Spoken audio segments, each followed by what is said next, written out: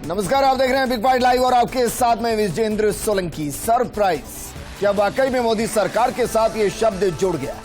क्योंकि अक्सर जब कुछ हो रहा होता है जानकारी नहीं हो रही और कुछ ऐसा ही इस बार भी दिखाई दे रहा है, क्योंकि संसद का विशेष सत्र बुलाया गया। 18 से 23 सितंबर तक ये विशेष सत्र बुलाया गया है और इस दौरान जो पूरे देश भर के अंदर चर्चा चल पड़ी है, वो चर्चा चल पड़ी है कि वन नेशन वन इलेक्शन, यानी एक देश एक चुनाव।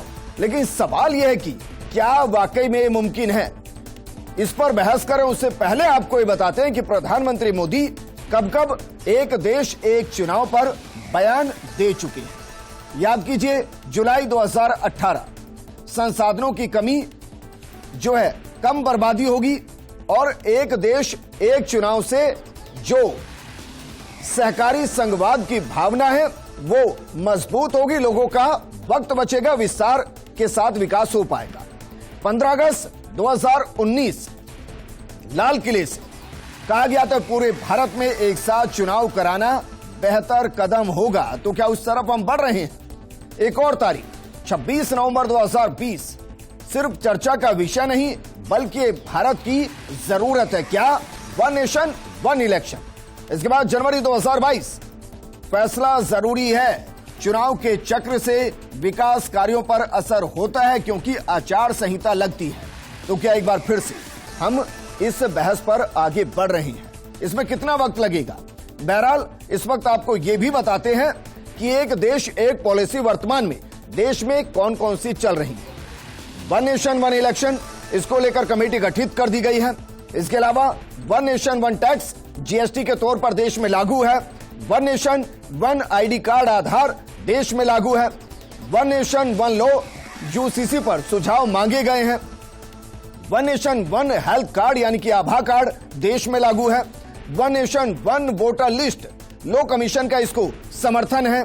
One nation one portals pgportal.gov.in ये देश में लागू है।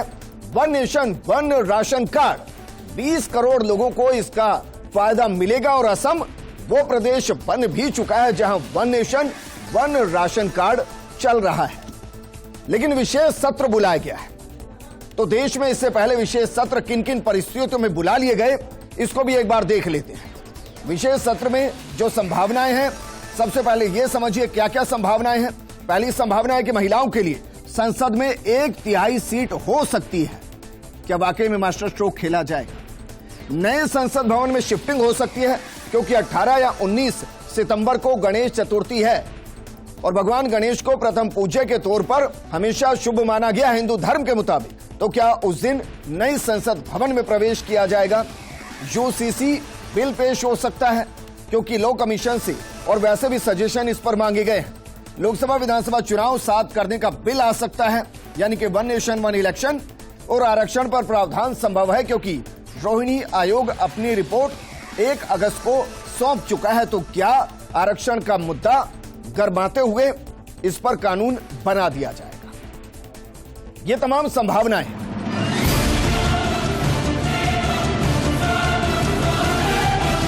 अभी तो कमेटी रचा है, इतना घबराने का क्या जरूरत है?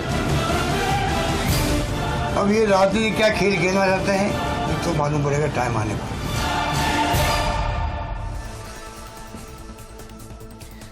तो सरप्राइज सेशन है, हम ना जाने पिटारे से क्या निकलेगा। नई संसद से निकलेगा, पुरानी संसद से निकलेगा तो क्या निकलेगा?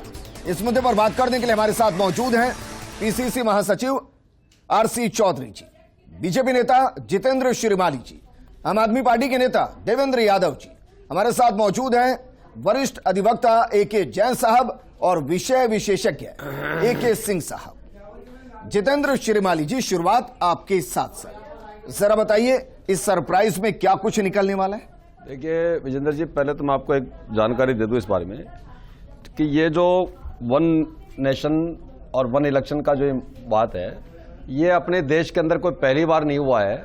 ये 1967 से तक लगातार इस देश के अंदर इसी प्रकार से चुनाव होते रहे हैं, पहली बात। दूसरी बात, मैं आपको जो ये हमारे जो गठबंधन गठबंधन के जो नेता हैं, इनके स्टेटमेंट बताए तो मैं तारीख वाइज, ये है 6 जून 2018 को समाजवादी पार्टी के राष्ट्रीय अध्यक्ष, जो इस गमंडिया पार्टी के एक पार्ट है, उन्होंने ये अपने स्टेटमेंट दिया था कि इस देश में एक नेशन और एक इलेक्शन समान रूप से राज्यों के और केंद्र के चुनाव साथ साथ होने चाहिए।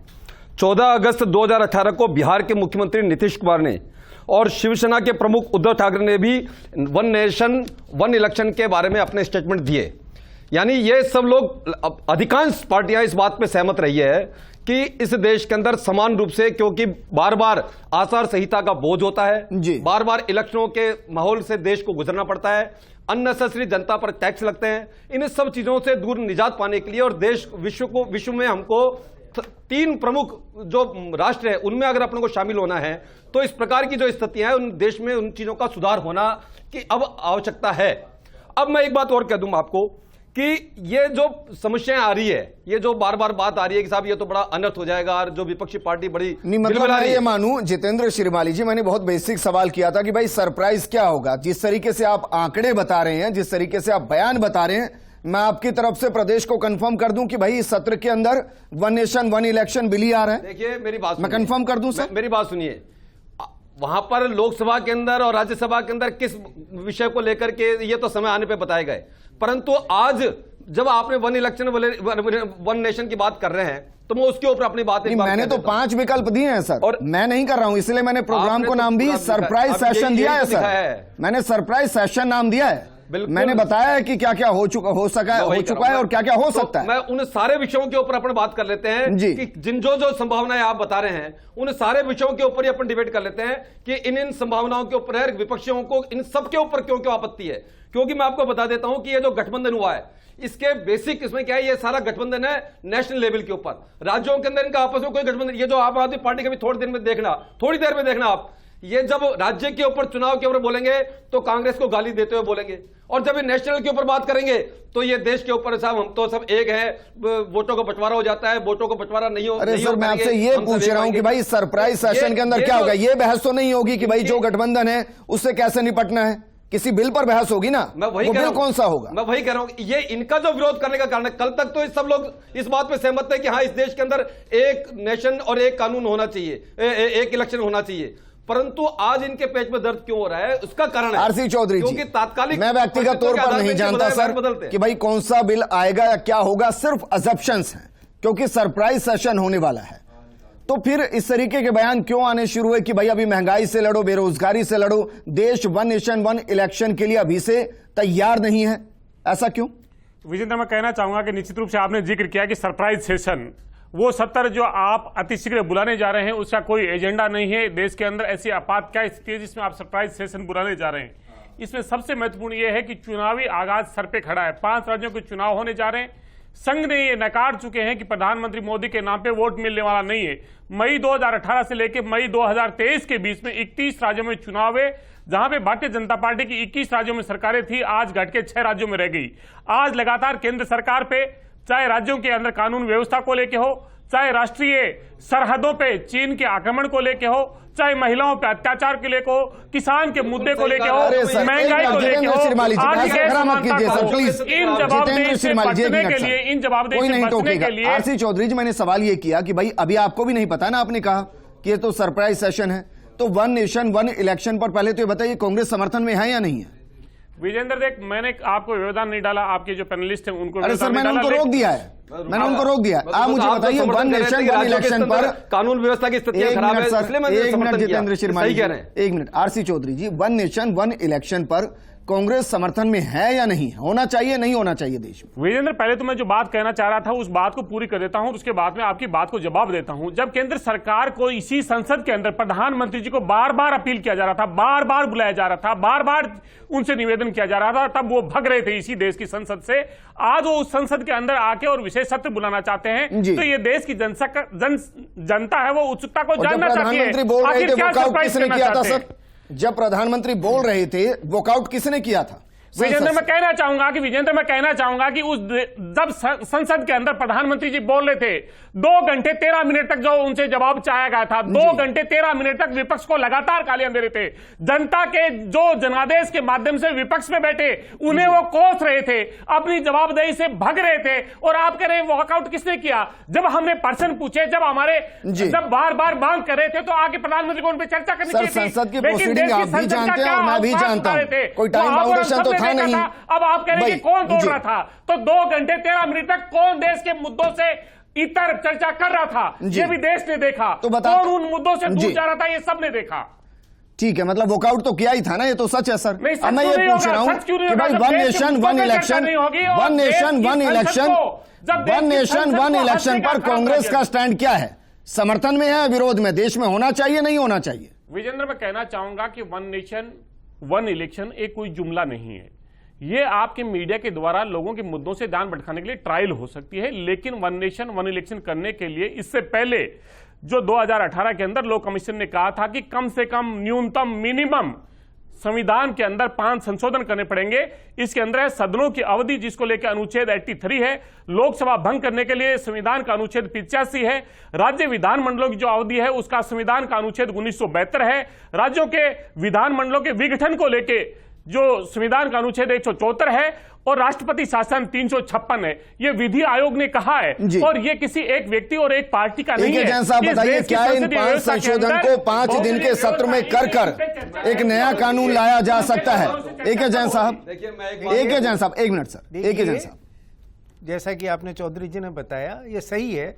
लॉ कमीशन ने भी ये कहा है कि एक समय चुनाव कराने के लिए, और चूंकि अभी तक संविधान में विधानसभा और लोकसभा की अवधि फिक्स की हुई है, एक आर्टिकल 83 में लोकसभा की, आर्टिकल 172 के अंदर विधानसभा की अवधि 5 वर्ष तय की गई है, जब तक कि 356 के तहत विधानसभा को पहले या लोकसभा को पहले भंग नहीं कर दिया जाए। और ये परिस्थितियां सबसे पहले 67 तक तो ऐसी परिस्थिति पैदा ही नहीं हुई थी, और बिना वन नेशन वन इलेक्शन के नारे के अपने आप 20 साल तक बिना किसी संविधान में परिवर्तन किए होते रहे थे और न किसी को शोर मचाने की जरूरत आई थी। उसके बाद जब परिस्थितियां बनी है, जब उसके बाद बीच में सरकारें भंग होने लगी और विधानसभाएं और लोकसभा भंग होने लगी, तो 5 बार लोकसभा भंग हुई और विधानसभाएं कई बार भंग हुई है, ऐसी स्थिति आई। लेकिन परंतु मेरा मूल सवाल यह, क्योंकि बाउंडेशन है वक्त की, कि ये 5 संशोधन क्या 5 दिन के सत्र में किए जा सकते हैं और उसके बाद ये एक नया कानून भी सत्र में लाया जा सकता है? देखिए, संविधान का संशोधन विशेष रूप से इन 5 का संविधान में संशोधन संविधान के सीधे साधे मूल ढांचे से संबंधित है। आर्टिकल 356 को आपातकाल के बाद अधिक मजबूत किया गया है। इस बात का प्रयास किया गया था कि इसका दुरुपयोग न हो सके और इसका नहीं किया जाए। एक बार पहले भी विधानसभा और लोकसभा की अवधि बढ़ी थी आपातकाल के दौरान, उसके बाद वापस अमेंडमेंट कर उसको कम किया गया, और अमेंडमेंट कम करके कि अब वापस आप, चूंकि आप एक चुनाव कराना चाहेंगे तो निश्चित रूप से अवधि के विषय में तय करना पड़ेगा, और फिर उसके बाद आज तो लगता है कि एक बार चुनाव एक साथ हो जाएंगे, पर दोबारा मान लीजिए कोई लोकसभा या विधानसभा साल भर में या 6 महीने के अंदर भंग करने की नौबत आ गई, तो क्या पूरे देश में? तो मतलब मैं आपके नजरिए से मानूं कि इस सत्र के अंदर one nation one election bill को इंट्रोड्यूस करना संभव नहीं है? इंट्रोड्यूस तो किया जा सकता है, पर विधि अनुसार पारित होना संभव नहीं है। ठीक है देवेंद्र, जरा बताइए आम आदमी पार्टी का स्टैंड क्या है इसको लेकर, क्योंकि मुझे अलग अलग डायमेंशंस खंगालने, इसलिए कम शब्दों में जरा बताइए आम आदमी पार्टी सपोर्ट में है वन नेशन वन इलेक्शन क्या नहीं है? देखिए विजेंद्र, ये जो बिल जो है ये देखिए कोई एक दिन में होने वाली चीज नहीं, इसके लिए विस्तृत डिस्कशन की जरूरत है। ये कोई ऐसा नहीं है कि केंद्र सरकार एक दिन कह देगी और दूसरे दिन जैसे नोटबंदी लागू किया, जीएसटी की बर्बादी वाली स्कीम लेके वैसे लेके आ जाएगी, वैसे हो नहीं सकता। तो इसके लिए आपको राज्यों की भी सहमति चाहिए, और जैसे कि अभी हमारे संविधान विशेषज्ञ बता रहे थे कि 5 संविधान में संशोधन करने पड़ेंगे। समर्थन में है या नहीं? वहीं पे आ रहा हूं ना मैं विजेंद्र, एक बार मैं देखिए 5 संविधान में संशोधन करने पड़ेंगे, तो ये मुमकिन नहीं है आप संविधान में संशोधन कर पाए इस तरीके से। ये जो बिल जो लाया गया ये सिर्फ जुमला बैठाने के लिए लाया गया। आम आदमी पार्टी आम आदमी पार्टी चर्चा होगी तब कोई बात सामने आएगी ना, अभी तो ड्राफ्ट ही सामने लेकर के नहीं आए, अभी तो जुमला फेंक दिया। मुझे बताइए, यही तो होगा ना कि देश के सारे चुनाव एक साथ होंगे, अभी क्या ड्राफ्ट होगा? लेकिन कैसे होंगे? मान लीजिए किसी का बहुमत नहीं आया तो फिर क्या करोगे आप? ये तो भारतीय जनता पार्टी एक तरीके से खरीद फरोख्त की स्कीम लेकर के आई है कि एक बार आप विधायक खरीद ठीक है। लीजिए और 5 साल आप जो है सरकारें चलाइए उससे। जरा बताइए भाई, 5 मुद्दे ऐसे हो सकते हैं जिन पर चर्चा हो सकती है, 5 मैं गिना चुका हूं। आप मुझे बताइए किसकी संभावना सबसे ज्यादा है इस संसद के सत्र के अंदर कि कौन सा बिल इंट्रोड्यूस कर दिया जाए?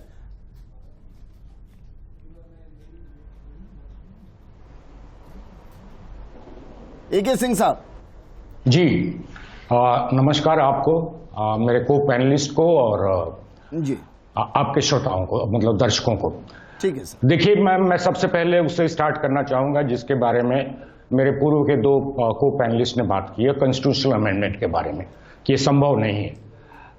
देखिए, मेरे हिसाब से बिल्कुल संभव है, क्योंकि एक तो जो बात हो रही थी कि article 356 is a part of basic structure and all that, there is no doctrine of basic structure in the constitution, number 1। Number 2, देखिए, ये सोच रहे हैं कि राज्यसभा में इनके पास मेजोरिटी नहीं है, इसलिए ये हो ही नहीं सकता है। अगर आपको याद हो तो देखिए, 2 ऐसे ही मतलब कि एक्ट्स पास कराए गए हैं जिसमें कि 2/3 की मतलब सिमिलर कॉन्स्टिट्यूशनल जी रिक्वायरमेंट्स थी, रिक्विजिट्स थी। एक था GST और दूसरा था ठीक है। आपका AK सिंह साहब, इस बात को यहीं 370। कंक्लूड करते हैं। सर, आप कह रहे हैं कि संभावना है, लेकिन पूर्व चुनाव आयुक्त कह रहे हैं कि भाई इसके लिए 35 लाख EVM की जरूरत पड़ेगी और तैयारी करने के लिए 1.5 साल का वक्त लगेगा। ये तो कौन सा आर्गुमेंट हुआ साहब कि we don't have resources to have double और triple number of like AVMs, मतलब वोटिंग मशीन्स। ये तो कोई आर्गुमेंट थोड़ी है साहब। भारत सरकार या भारत देश इतना गरीब थोड़ी है। It is not even. वो तैयारी के लिए भी 1.5 साल का वक्त कह रहे हैं। देखिए, that is another issue, that is another issue. अभी बात यहां हो रही है कि क्या मतलब कि ये संभव है कि नहीं। जी इसमें देखिए, अगर आप देखेंगे कि पार्लियामेंट से पास कराना संभव है कि नहीं, वो बिल्कुल संभव है। जी अब बात आती है कि चूंकि ये डेमोक्रेसी है, हम प्रजातंत्र में रहते हैं जहां की कंसेंसस, पब्लिक ओपिनियन, कंसेंसस बहुत बहुत बहुत इंपॉर्टेंट होता है। अब बात आती है कंसेंसस की साहब। मेरा मानना यह है कि समयावधि में आम जनता में कंसेंसस बनेगा, लेकिन पॉलिटिकल पार्टीज में नहीं बनेगा। क्यों नहीं बनेगा? सर, जनता को तो फायदा ही होगा भाई, एक बार जाना है, एक बार में सबको चुनकर आ जाना है, वक्त बचेगा, आचार संहिता के झंझट से बच जाएंगे, बार बार चुनाव में गुजरना नहीं पड़ेगा।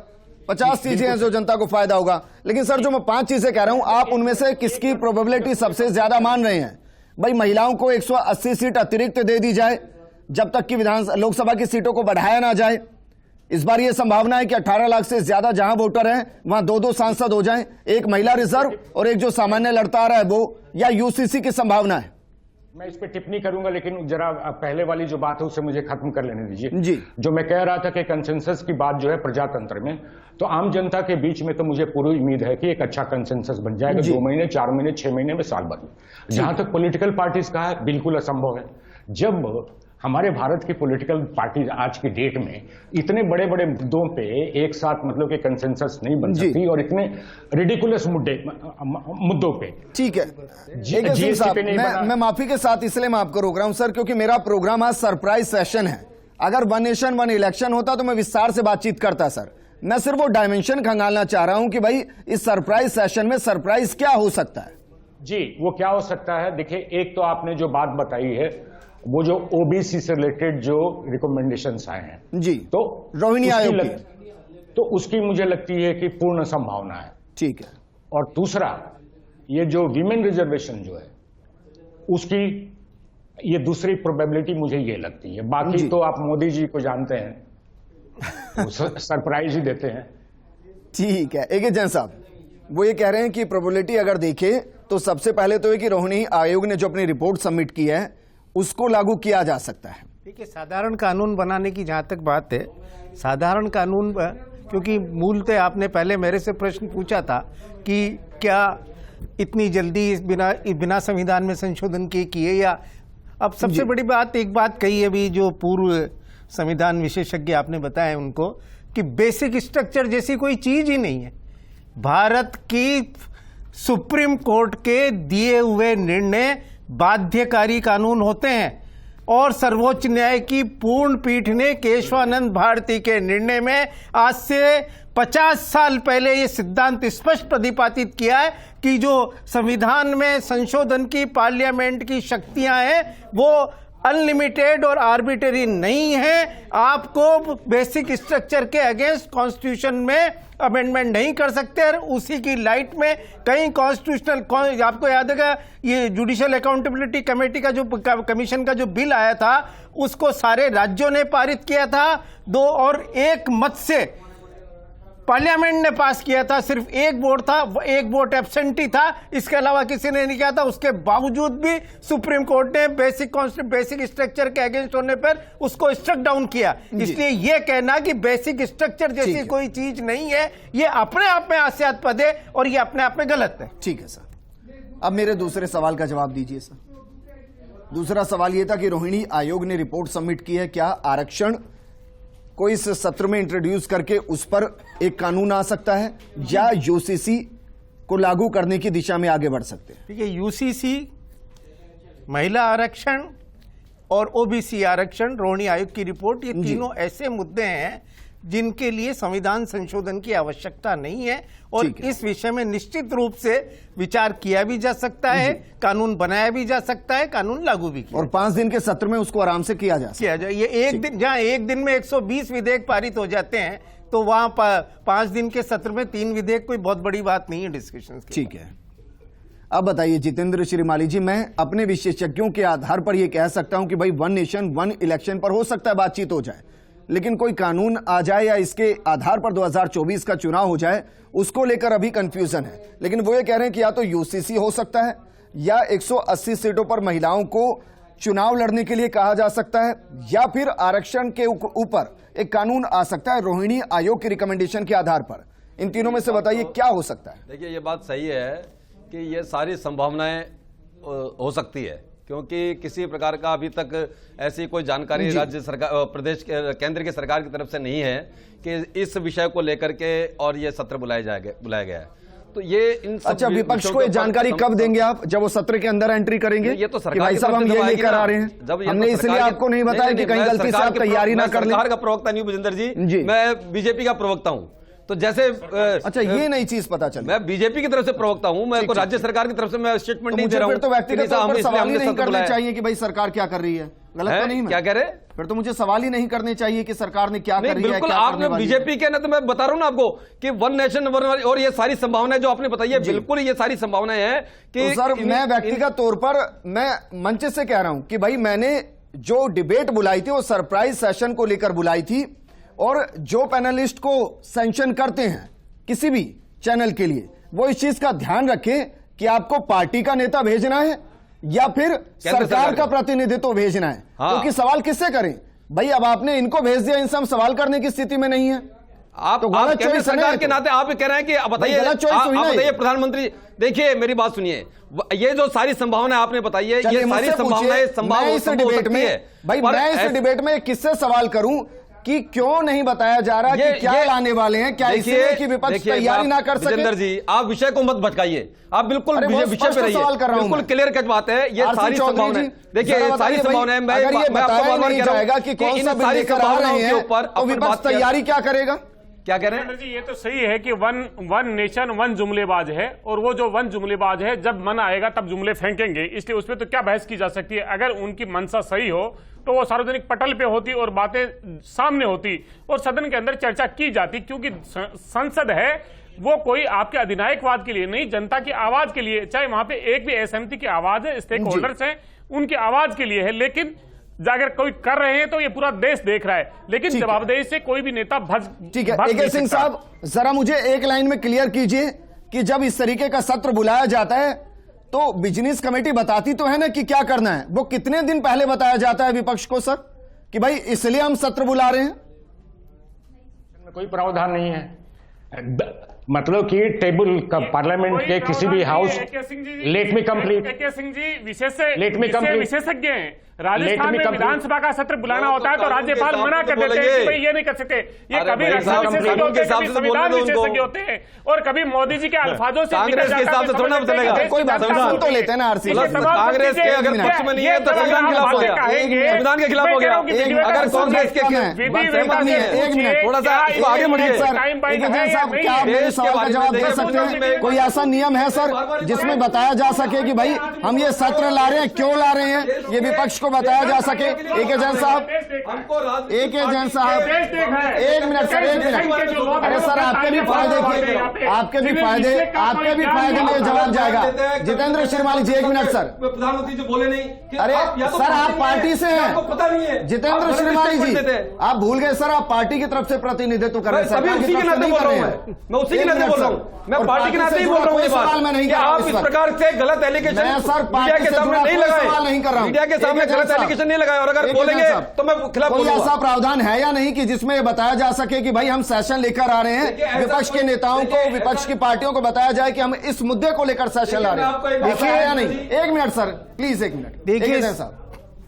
विधानसभा या लोकसभा का सदन आहूत करने के लिए यदि सदन परोग नहीं हुआ है तो ऐसी परिस्थिति में राष्ट्रपति की सहमति से सदन बुलाया जाता है, दोबारा सदन आउट किया जाता है। और दिस इज मंत्रिमंडल और राष्ट्रपति के बीच की बात है कि भाई वो सदन क्यों बुलाना चाह रहे हैं। उसके बाद जब बिजनेस एडवाइजरी की कमेटी की मीटिंग होती है तब ये तय किया जाता है, तब ये बताया जाता है कि इसमें क्या क्या संभावित बिल है। कई बार अचानक भी बिल रख दिया जाता है पर उसको सर्कुलेट किया जाता है। सर इसीलिए हम अपने प्रोग्राम को सरप्राइज सेशन कह रहे हैं। शुक्रिया हमारे साथ जुड़ने के लिए। देवेंद्र माफी चाहूंगा, मैं ज्यादा वक्त आपको नहीं दे पाया, लेकिन बाकी मेहमान मेरे साथ जुड़े, आप सभी का बहुत बहुत शुक्रिया। ये सरप्राइज है, जरा देखिए जब सत्र शुरू होगा तो आपके लिए क्या होगा और कितना फायदेमंद होगा। नमस्कार।